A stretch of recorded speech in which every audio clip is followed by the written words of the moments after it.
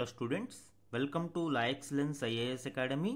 ఈరోజు మనం 20th మే నాటి ఈనాడు న్యూస్ పేపర్లోని ఇంపార్టెంట్ కరెంట్ అఫైర్స్ గురించి డిస్కస్ చేద్దామండి. బిఫోర్ దట్ మనము ప్రీవియస్ క్లాస్లోని క్వశ్చన్ ఆఫ్ ద డే గురించి చూద్దాము. Almost 1 month back previous class జరిగింది. అందులో ఈ క్వశ్చన్ ఆఫ్ ద డే గురించి మనం ఇప్పుడు డిస్కస్ చేద్దామండి. విద్యా హక్కు చట్టం 2009కి సంబంధించి ఈ క్రింది ప్రకటనలను పరిగణించండి. ఇక్కడ రైట్ టు ఎడ్యుకేషన్ యాక్ట్ 2009కి సంబంధించిన క్వశ్చన్ ని ఫ్రేమ్ చేయడం జరిగింది. 2 స్టేట్మెంట్స్ ని ఇక్కడ ఇవ్వడం జరిగిందండి. స్టేట్మెంట్ 1, ఇది మాధ్యమిక విద్య వరకు అందరి పిల్లలకు ఉచిత మరియు నిర్బంధ విద్యకు హామీ ఇస్తుంది. ఇక్కడ స్టేట్మెంట్ 1 అనేది రాంగ్ అండి. ఎందుకు? మాధ్యమిక విద్య వరకు కాదు, కేవలం ప్రాథమిక విద్య వరకు మాత్రమే అందరి పిల్లలకు ఉచిత మరియు నిర్బంధ విద్యకు హామీ ఇస్తుంది. అంటే అప్ టు ఎలిమెంటరీ ఎడ్యుకేషన్ వరకు మాత్రమే ఈ రైట్ టు ఎడ్యుకేషన్ యాక్ట్ అనేది కంపల్సరీ ఎడ్యుకేషన్ ని ప్రొవైడ్ చేస్తుంది. సో స్టేట్మెంట్ 1 అనేది ఇక్కడ మనకి రాంగ్ అవుతుంది. సెకండ్ వన్ చూడండి. ఆర్టీఈ చట్టంలోని సెక్షన్ 12 క్లాజ్ 1 క్లాజ్ సి వెనుకబడిన వర్గాలకు ప్రైవేటు పాఠశాలలలో 25% సీట్ల రిజర్వేషన్ను అందిస్తుంది. ఎస్, స్టేట్మెంట్ 2 అనేది కరెక్ట్ అండి. మనకి 25% రిజర్వ్డ్ సీట్స్ అనేవి ప్రైవేట్ సెక్టార్ స్కూల్స్ కూడా ఈ రైట్ టు ఎడ్యుకేషన్ యాక్ట్ 2009 ప్రకారం కేటాయించాల్సి ఉంది. కాబట్టి second statement correct and first statement wrong. Answer ఏమవుతుందండి? B, 2 only is the correct answer. ఇక్కడ ఈరోజు important topics to be covered చూద్దామండి. ఇందులో 19th and 20th మేలోని ఇంపార్టెంట్ టాపిక్స్ని పిక్ చేసుకోవడం జరిగింది. ఫస్ట్ వన్ చూడండి. భారత అవనినెత్తిన బరువు. ఇది మనకి ఇండియాలో రోజు రోజుకి పెరిగిపోతున్న ఒబేసిటీ గురించి ఆర్టికల్ ఇవ్వడం జరిగిందండి. ఇది హెల్త్ టాపిక్లో ఇంపార్టెంట్. సెకండ్ వన్, స్టెమ్ కోర్సుల్లో మహిళల ప్రాతినిధ్యం 35% మాత్రమే. స్టెమ్ అంటే science, technology, engineering, maths, so ఇట్లాంటి కోర్సులలో మహిళల యొక్క ప్రాతినిధ్యం 35% మాత్రమే ఉందని కొన్ని గణాంకాలు తెలియజేస్తున్నాయి. ఇది మనకి సొసైటీలో ఎస్పెషల్లీ ఉమెన్ ఎంపవర్మెంట్ టాపిక్స్లో ఇంపార్టెంట్ అండి. అండ్ థర్డ్ వన్, అణు ఇంధన రంగంలో ప్రైవేటు పెట్టుబడులు.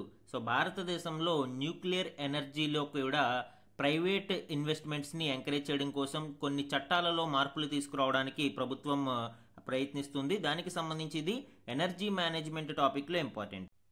ఫోర్త్ వన్, హైకోర్టు మాజీ న్యాయమూర్తులు అందరికీ సమాన pension. Retired judges of high court అందరికీ కూడా ఈక్వల్గా పెన్షన్ ఇవ్వాలి అనే దాని మీద ఇక్కడ మనకి ఆర్టికల్ ఇవ్వడం జరిగింది. ఇది పాలిటీలో ఇంపార్టెంట్ అండి. ఫిఫ్త్ వన్, పౌర అనుకూల డిజిటల్ పాలనలో నూతన ఓసీఐ పోర్టల్ పెద్ద ముందడుగు. So OCI portal, overseas citizen of ఇండియాకి సంబంధించి ఒక నూతన పోర్టల్ని రివ్యాంప్ చేసి లాంచ్ చేయడం జరిగింది. ఇది మనకి పాలిటీలోను అలానే ఇంటర్నేషనల్ రిలేషన్స్లోను ఇంపార్టెంట్. ఇవే కాకుండా ఈరోజు మనము ఈనాడు న్యూస్ పేపర్లోని అదర్ ఇంపార్టెంట్ కరెంట్ అఫైర్స్ని గురించి కూడా డిస్కస్ చేద్దామండి. ఈరోజు మన ఫస్ట్ ఆర్టికల్ చూడండి. భారత అవనినెత్తిన బరువు. ఈ ఆర్టికల్ ముఖ్యంగా ఒబేసిటీ, ఇండియాలో రోజు రోజుకి పెరిగిపోతున్న ఒబేసిటీ గురించి డిస్కస్ చేయడం జరిగింది అండి. అండ్ ఇది మనకి హెల్త్ టాపిక్లో important. UPSC exam point of వ్యూలో అలానే ఏపీపీఎస్సీలో రీసెంట్ గ్రూప్ 1 మెయిన్స్లో ఈ ఒబేసిటీ మీద జనరల్ ఎస్సే కూడా అడగడం జరిగింది. కాబట్టి ఇటు మెయిన్స్కి అటు ప్రిలిమ్స్కి కూడా ఈ టాపిక్ ఇంపార్టెంట్. భారతదేశంలో ఈ ఒబేసిటీ అనేది రోజు రోజుకి పెరిగిపోవడానికి గల కారణాలని మనం చూస్తే ఇది లైఫ్ స్టైల్ చేంజెస్ వలన మేజర్గా ఈ ఒబేసిటీ భారతదేశంలో పెరుగుతుంది. ఆహార విహారాలలో విపరీత మార్పులు, కాలు కదపకుండా చేసే కొలువులు, వ్యాయామానికి దూరం కావడం తదితర కారణాలతో ఇండియాలో మధుమేహం మరియు స్థూలకాయం అంటే ఇటు షుగర్, డయాబెటిక్స్ అనేది పెరుగుతుంది. అలానే స్థూలకాయం అనేది కూడా రోజు రోజుకి పెరుగుతుంది. ముఖ్యంగా పిజ్జాలు, బర్గర్లు, నూడిల్స్ లాంటి వాటిని మన వాళ్ళు విపరీతంగా తినడం వలన అది రోజు రోజుకి ఈ లైఫ్ స్టైల్ డిసీజెస్ని తెచ్చిపెడుతుంది. ఇది వరకు ఈ ఒబేసిటీ సమస్య ఎక్కువగా పట్టణాలలో, నగరాలలో కనిపించేది. ఇప్పుడు గ్రామీణ ప్రాంతాలకి కూడా ఇది విస్తరిస్తుంది అండి. ముఖ్యంగా ఈ పిజ్జాలు, బర్గర్లు, న్యూడిల్స్ లాంటి వాటిని ఎక్కువగా తినే ప్రాంతాల్లో ఈ ఒబేసిటీ సమస్య అనేది మనకి ఎక్కువగా కనిపిస్తూ ఉంటుంది.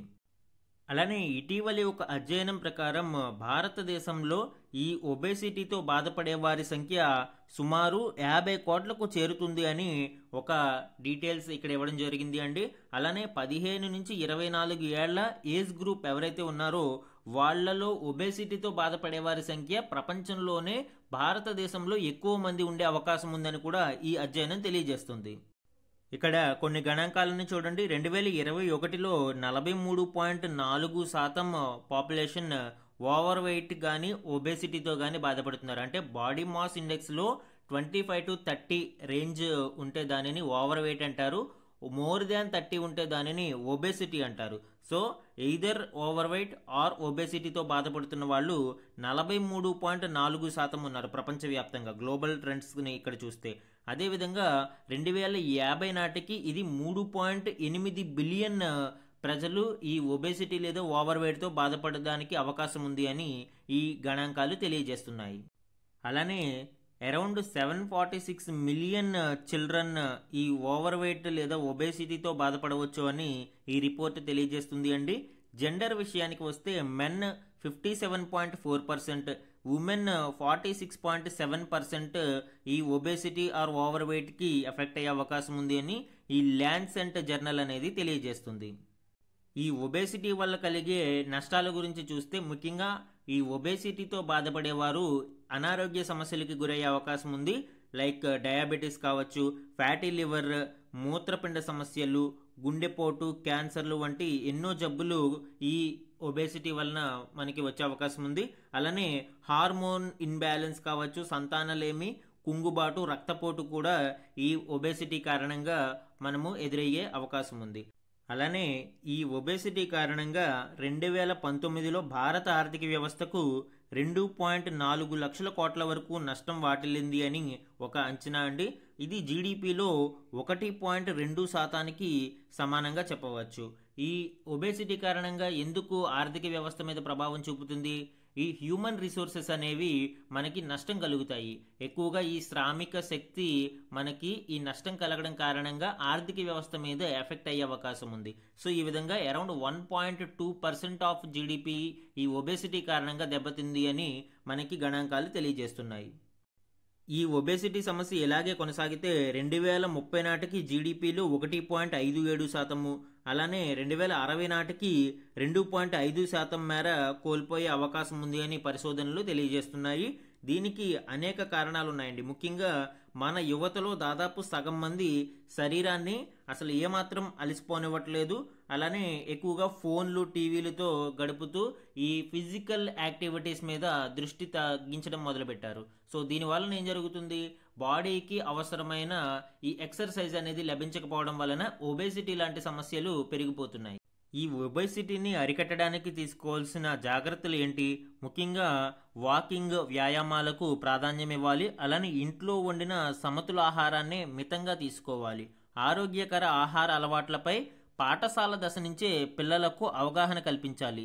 చిన్నారులు వీడియో గేమ్లు లాంటి వాటిని వదిలి మనకి ఫిజికల్ యాక్టివిటీస్ మీద గరికపచ్చ మైదానాల బాట పట్టేలాగా తల్లిదండ్రులు, ఉపాధ్యాయులు కూడా ప్రోత్సహించాలి. ముఖ్యంగా చాలామంది తల్లిదండ్రులు అండ్ ఉపాధ్యాయులు కేవలం ర్యాంక్స్ వాటి కోసం ఎక్కువగా వాళ్ళని స్టడీ హాల్స్ వాటిల్లోనే కూర్చోబెడుతూ, అలానే ఈ స్టడీ అవర్స్ పేరుతో వాళ్ళకి ఉండే లిమిటెడ్ టైం పీరియడ్ని కూడా, ఆడుకోవడానికి ఉండే టైం పీరియడ్ని కూడా ఈ ఎడ్యుకేషన్కి షిఫ్ట్ చేస్తూ ఉండడం వలన ఫిజికల్ యాక్టివిటీ అనేది రోజు రోజుకి పిల్లలలో తగ్గిపోతుంది. అలానే ఈ ఎంఎన్సి కంపెనీలు కూడా ఎక్కువగా ఈ ఫాస్ట్ ఫుడ్ ప్రొడక్ట్స్ని ఇప్పుడు భారతదేశం లాంటి మిడిల్ ఇన్కమ్ కంట్రీస్ మీద ఫోకస్ చేయడం జరిగింది. కాబట్టి ప్రభుత్వాలు వీటిని రెస్ట్రిక్ట్ చేయడానికి, అలానే కొన్ని లేబులింగ్ కూడా చేయాలి. అంటే ఒక ప్రోడక్ట్ మీద ఏమేమి మనకి లభిస్తాయి, వాటిలో ఉండే క్యాలరీస్ ఏంటి, వాటిలో ఉండే ఫ్యాట్ ఎంత, ఇవన్నీ కూడా లేబుల్ చేసి ప్రజలకు అందరికీ అర్థమయ్యే భాషలో వాటిని మనకి లేబులింగ్ చేయడం ద్వారా ఏ ఆహారాన్ని తీసుకోవచ్చు, ఏ ఆహారాన్ని తీసుకోకూడదు అనే అవగాహన ప్రజలకు వస్తుంది. కాబట్టి ప్రభుత్వాలు కూడా ఆ దృష్టితో మనకి ముందడుగు వేస్తే ఈ ఒబేసిటీ సమస్యని పరిష్కరించడానికి అవకాశం ఉంటుంది. మన నెక్స్ట్ ఆర్టికల్ చూడండి. స్టెమ్ కోర్సులలో మహిళల ప్రాతినిధ్యం 35% మాత్రమే. గత దశాబ్ద కాలంలో కనిపించని పురోగతి యునెస్కో అధ్యయనంలో వెల్లడి. స్టెమ్ కోర్సెస్ అంటే సైన్స్, టెక్నాలజీ, ఇంజనీరింగ్, మ్యాథమెటిక్స్ కోర్సులలో మహిళల ప్రాతినిధ్యం అనుకున్నంత పురోగతి కనిపించలేదు అని యునెస్కో యొక్క అధ్యయనం వెల్లడిస్తుంది అండి. ఈ విభాగాలలో మహిళలు 35% మాత్రమే ఉన్నారు అని ఈ అధ్యయనం పేర్కొంటుంది. ముఖ్యంగా గణితం అంటే భయపడడము, అలానే లింగ వివక్ష ఈ పరిస్థితికి కారణమని అధ్యయనం వెల్లడిస్తుంది. అండ్ ప్రస్తుతం నూతన సాంకేతికత అయిన కృత్రిమ మేధ రంగంలో కూడా మహిళలు 26% మాత్రమే పరిమితమయ్యారు అని ఈ అధ్యయనం వెల్లడిస్తుంది అండి. అండ్ యూరోపియన్ యూనియన్ ఐటీ విభాగం మనము చూసినప్పుడు డిగ్రీ ఉన్న ప్రతి 4 మహిళలలో ఒకరు మాత్రమే డిజిటల్ రంగంలో ఉద్యోగం చేస్తున్నారు. అండ్ అంటే ఒక రకంగా ఈ డిజిటల్ రంగం మొత్తం పురుషుల చేతుల్లోనే ఉంది అని ఈ అధ్యయనం చెబుతుంది. ఆర్థికంగా బలంగా ఉన్న దేశాలలో డేటా ఏఐ రంగంలో కేవలం 26%, అలానే ఇంజనీరింగ్లో 15%, క్లౌడ్ కంప్యూటింగ్ రంగంలో 12%కి మించి మహిళలు లేరు అని ఈ అధ్యయనం వెల్లడిస్తుంది అండి. 68% దేశాలు మనకి స్టెమ్ కోర్సులను ప్రోత్సహించడానికి విధి విధానాలు అమలు చేస్తున్నప్పటికీ కూడా వాటిలో సగం దేశాలు కూడా మహిళల ప్రాతినిధ్యానికి ప్రత్యేకంగా శ్రద్ధ తీసుకోవట్లేదు. ఈ అధ్యయనం దాని గురించి వివరిస్తుంది. అండ్ యువతులకు స్టెమ్ కోర్సుల గురించి అవగాహన కల్పించడము, లింగ వివక్షను రూపుమాపేలాగా విధానాలు రూపొందించాల్సిన అవసరం ఉంది అని ఈ అధ్యయనంలో సూచించడం జరిగింది. ఇండియన్ కంటెక్స్ట్లో చూసినప్పుడు women representation in stem fields కేవలం 14% మాత్రమే ఉంది అండి. సో దీనిని ఇంక్రీజ్ చేయడం కోసం, దీనిని ఇంప్రూవ్ చేయడం కోసం భారత ప్రభుత్వం అనేక కార్యక్రమాలని రూపొందించడం జరిగింది. ముఖ్యంగా వైజ్ Kiran, women in science and engineering Kiran scheme, and Vidushi, women's instinct for developing and ushering in scientific heights and innovations, and CURIE program, consolidation of university research for innovation and ఎక్సలెన్స్తో పాటు విజ్ఞాన్ జ్యోతి అనే ప్రోగ్రామ్ కూడా స్టెమ్ ఫీల్డ్స్లో మహిళల యొక్క ప్రాతినిధ్యాన్ని పెంపొందించడం కోసం భారత ప్రభుత్వం ఈ కార్యక్రమాలని తీసుకురావడం జరిగింది అండి. మన నెక్స్ట్ ఆర్టికల్ చూడండి. అణు ఇంధన రంగంలో ప్రైవేటు పెట్టుబడులు చట్టానికి సవరణ తెచ్చే యోచనలో కేంద్రం. సో ఈ న్యూక్లియర్ ఎనర్జీలో ప్రైవేట్ పార్టిసిపేషన్ని మనం తీసుకురావడం కోసం కొన్ని చట్టాలకు సవరణ చేయడానికి కేంద్ర ప్రభుత్వం ఆలోచిస్తుంది అండి. దానికి సంబంధించి ఇక్కడ ఆర్టికల్ ఇవ్వడం జరిగింది.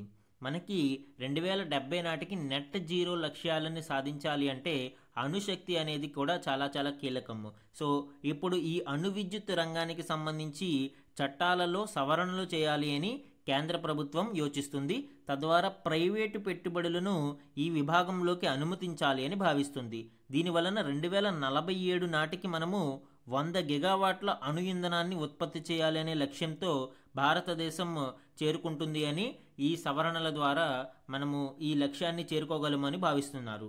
ఈ మేరకు అణు ఇంధన చట్టంలో మార్పులు చేయడానికి అధికారులు కసరత్తు చేస్తున్నారు.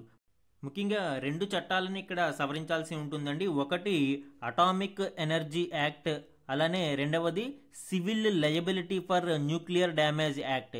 ఈ రెండిటిలో మనము అమెండ్మెంట్స్ చేయడం ద్వారా ప్రైవేట్ సెక్టార్ పార్టిసిపేషన్ని అణు ఇంధన రంగంలో తీసుకురావడానికి ప్రభుత్వం ప్రయత్నిస్తుంది. ముఖ్యంగా ఈ civil liability for nuclear damage యాక్ట్లో సవరణలు చేయడం ద్వారా అణు ఇంధన ప్లాంట్ల నిర్మాణానికి పరికరాలను సరఫరా చేసే కంపెనీల బాధ్యతను మరింత తగ్గించాలని భావిస్తున్నారు. ఇందుకోసం ఒక నియంత్రణ సంస్థను ఏర్పాటు చేయాలన్న యోచనలో భారతదేశం ఉంది. భారత్లో ప్లాంట్లను ఏర్పాటు చేసేందుకు విదేశీ అణు విద్యుత్ సంస్థలు ఆసక్తితో ఉన్నాయి. అంతే ఇప్పుడు ఈ న్యూక్లియర్ డ్యామేజ్ యాక్ట్లోని లయబిలిటీ నిబంధన అడ్డుగా ఉండడం వలన ఈ యాక్ట్ని అమెండ్మెంట్ చేయడం ద్వారా విదేశీ కంపెనీలు భారతదేశంలో అణు విద్యుత్ సంస్థలు ఏర్పాటు చేయడానికి మార్గం సుగమం అవుతుంది. దీని ద్వారా మనము 100 గిగావాట్స్ 2047 నాటికి సాధించాలి అన్న ఒక టార్గెట్ అనేది అచీవ్ అవుతుంది. దీని ద్వారా నెట్ జీరో లక్ష్యాలను సాధించడానికి మనకి అవకాశం ఉంటుంది అండి. ప్రజెంట్ భారతదేశంలో ఈ న్యూక్లియర్ ఎనర్జీ అనేది చాలా తక్కువ పరిమాణంలో ఉత్పత్తి అవుతుంది. యాజ్ ఆన్ January 30, 2025కి కేవలం 8180 మెగావాట్లు మాత్రమే ఈ న్యూక్లియర్ ఎనర్జీ అనేది మనకి ఉత్పత్తి అవుతుంది. దీనిని 2047 నాటికి 100 గిగావాట్లకు చేర్చాలి అని భారత ప్రభుత్వం లక్ష్యంగా పెట్టుకుంది. మన నెక్స్ట్ ఆర్టికల్ చూడండి. విదేశీయులకు ఆశ్రయం ఇచ్చేందుకు భారత ధర్మశాల కాదు, సుప్రీంకోర్టు కీలక వ్యాఖ్య. ఈ ఇండియాస్ రెఫ్యూజీ పాలసీలో ఈ సుప్రీంకోర్టు యొక్క వ్యాఖ్యానం చాలా కీలకమండి. భారతదేశం ఏమి ధర్మశాల కాదు, ఎవరైనా వచ్చి ఇక్కడ ఉండి వాళ్ళ హక్కుల కోసం అడగడానికి భారతదేశం ధర్మశాల కాదు అని సుప్రీంకోర్టు కీలకమైన వ్యాఖ్యానం చేసింది. ప్రపంచం నలుమూలల నుంచి వచ్చే శరణార్థులకు ఆశ్రయం కల్పించేందుకు భారత్ ధర్మసత్రం కాదని సుప్రీంకోర్టు పేర్కొంది. మన దేశంలో ఆశ్రయం కోరుతూ శ్రీలంక జాతీయుడు వేసిన పిటిషన్పై విచారణ సందర్భంగా సుప్రీంకోర్టు ధర్మాసనం ఈ వ్యాఖ్యలు చేయడం గమనార్హం. భారతదేశం యొక్క రెఫ్యూజీ పాలసీ అనేది ఏ ఇంటర్నేషనల్ లాకి అబైడ్ అయ్యి లేదు అండి. ముఖ్యంగా United nations high commission for refugees యొక్క రెఫ్యూజీ కన్వెన్షన్ కానీ ప్రోటోకాల్ కానీ 1967 ప్రోటోకాల్కి కానీ భారతదేశం సిగ్నేటరీ కాదు. కాబట్టి ఆ కండిషన్స్ని ఆ గైడ్లైన్స్ని భారతదేశం ఫాలో అవ్వాల్సిన అవసరం లేదు. దో భారతదేశం యుఎన్హెచ్సిఆర్తో కోఆపరేటివ్గా ఉంటూనే ఈ కన్వెన్షన్ మరియు ప్రోటోకాల్కి అయితే మనము సంతకం చేసి ఉండలేదు. కాబట్టి మనము ఇండియాస్ రెఫ్యూజీ పాలసీ అనేది మన ఓన్ టర్మ్స్ ద్వారా మన కన్వీనియన్స్ని బట్టి మనము శరణార్థుల మీద జాలి చూపించడమా లేదా వాళ్ళ దేశానికి తిరిగి పంపించడమా అనేది మన రెఫ్యూజీ పాలసీ ప్రకారం ఆధారపడి ఉంటుంది. ఇంటర్నేషనల్ లాస్కి మన రెఫ్యూజీ పాలసీ అనేది అబైడే లేదు. అండ్ ఈ ప్రకారంలో మనం చూసినప్పుడు సిటిజన్షిప్ అమెండ్మెంట్ యాక్ట్ 2019 అనేది కూడా ఇక్కడ కీలకంగా చెప్పుకోవాలి అండి. ఈ 2019 చట్టం ప్రకారం మైనారిటీ గ్రూప్స్ ఎవరైతే ఉన్నారో 6 మైనారిటీ గ్రూపులు ముఖ్యంగా పాకిస్తాన్, బంగ్లాదేశ్ మరియు ఈ ఆఫ్ఘనిస్తాన్ నుంచి వచ్చే శరణార్థులకు భారత పౌరసత్వం కల్పించడానికి ఈ సిటిజన్షిప్ అమెండ్మెంట్ యాక్ట్ 2019 అనేది చేయడం జరిగింది. అయితే ఇక్కడ మనం గమనించాల్సింది ఏంటి, India's refugee policy is on its own terms. మనము మన రెఫ్యూజీ పాలసీ మన స్వంత నిర్ణయాల మేరకే ఆధారపడి ఉంటుంది. బయట ఏవైతే ఈ ప్రోటోకాల్స్ మరియు కన్వెన్షన్స్ ఉన్నాయో United nations high commission for refugees యొక్క కన్వెన్షన్స్ని మనం ఫాలో అవ్వాల్సిన అవసరం లేదు. సో ఇప్పుడు ఆ కంటెక్స్ట్లోనే విదేశీయులకు ఆశ్రయం ఇచ్చేందుకు భారతదేశం ధర్మశాల కాదు అని సుప్రీంకోర్టు ఒక కీలక వ్యాఖ్య చేసింది.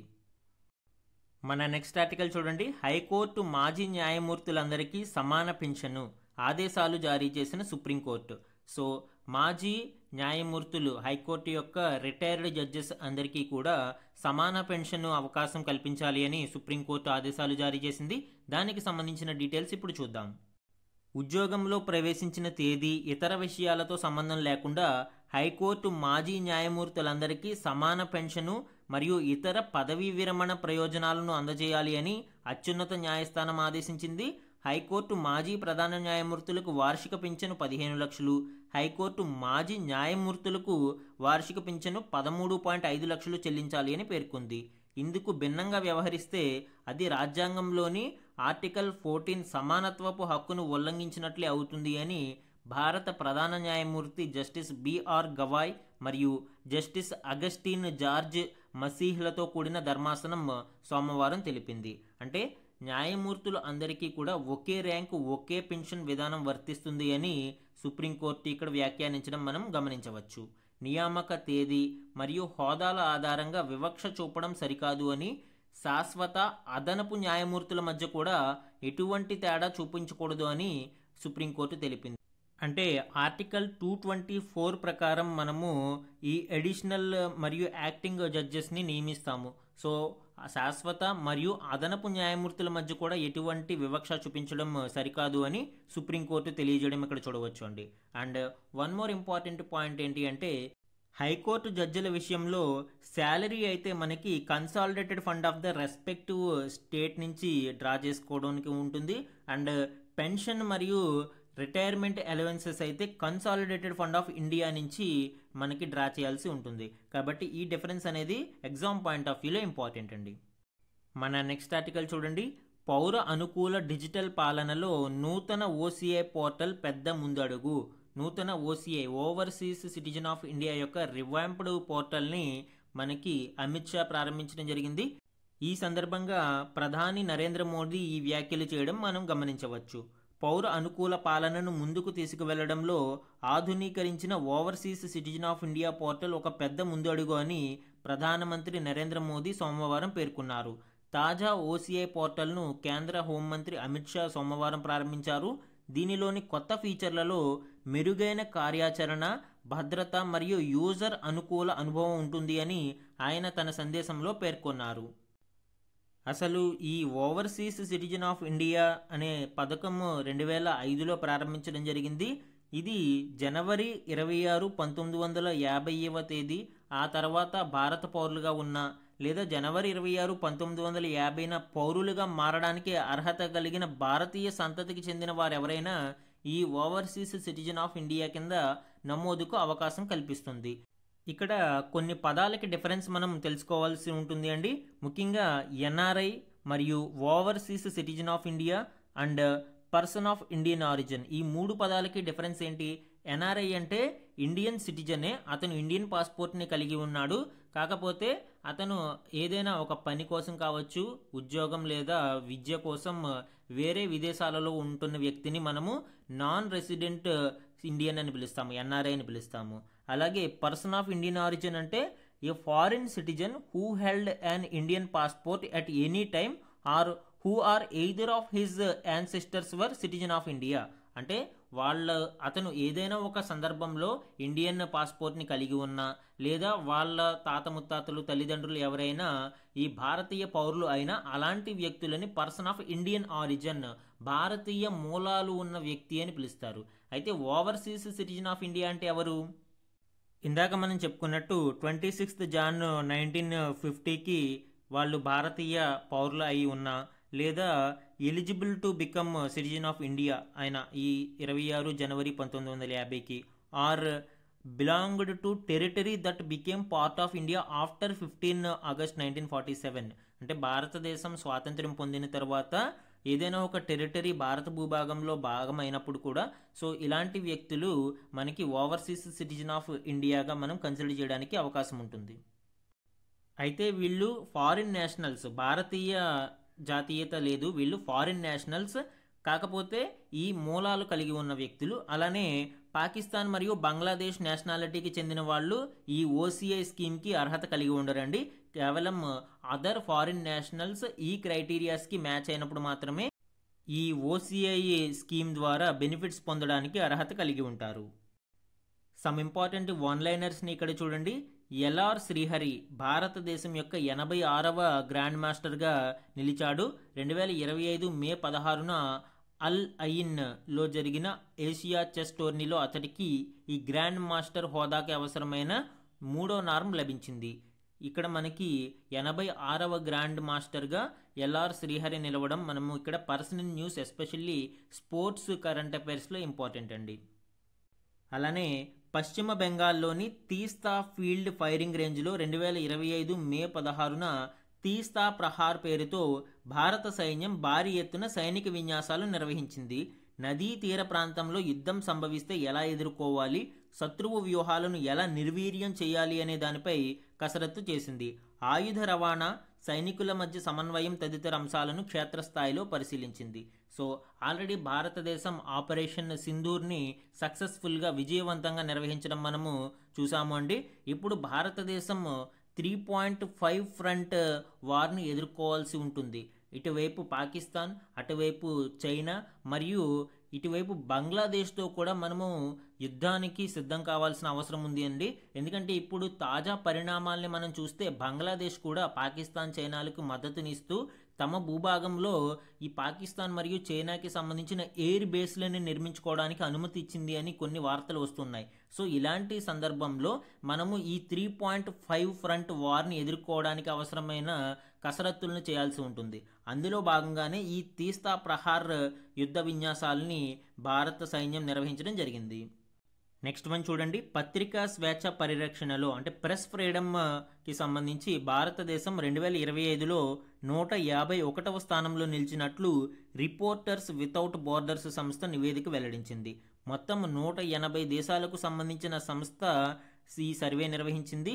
2024లో మన దేశం 159వ స్థానంలో ఉంటే ప్రస్తుతం 151వ స్థానంలో నిలిచింది. అంటే ఈ రిపోర్టర్స్ వితౌట్ బార్డర్స్ అనే సంస్థ 180 దేశాలని సర్వే చేయగా భారతదేశం 151వ స్థానంలో నిలిచింది. మనకి ఈ రిపోర్టర్స్ వితౌట్ బార్డర్స్ అనే దాని మీద యూపీఎస్సీ క్వశ్చన్ని లాస్ట్ టైం అడగడం జరిగిందండి. సో ఈ కంటెక్స్ట్లో ఎగ్జామ్ పాయింట్ ఆఫ్ వ్యూలో ఇలాంటి ప్రెస్ ఫ్రీడమ్కి సంబంధించిన పాయింట్స్ కావచ్చు, అవి ఏ సంస్థ రిలీజ్ చేస్తుంది, ఇట్లాంటి పాయింట్స్ ఇంపార్టెంట్ మనకి.